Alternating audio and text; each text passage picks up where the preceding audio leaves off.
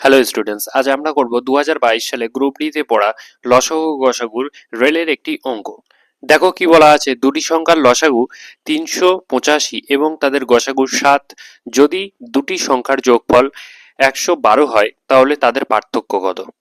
দেখো, যেহেতু সংখ্যা দুটোর গসাগু 7, তাহলে সংখ্যা দুটোর 7x এবং 7y হবে, যেখানে x ও y পরস্পর মৌলিক সংখ্যা, এবং তাদের লসাগু কি হবে? লসাগু হবে হলো 7xy।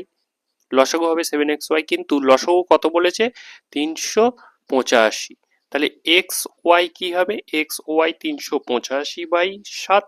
385/7, 385-কে 4 দিয়ে কাটাকুটি করলে 5×7=35, 5×7=35, 55 হবে। যেহেতু এক্স এবং ওয়াই পরস্পর মৌলিক সংখ্যা, অর্থাৎ এক্স এবং ওয়াই এর গুণফল, তাহলে 55 কার কার গুণফল? 11 এবং 5 এর গুণফল, 5 11 55। তাহলে এক্স এর মান 11 হলো এবং ওয়াই এর মান 5 হলো। তাহলে সংখ্যা দুটোর ডিফারেন্স কত হবে? 7x minus 7y।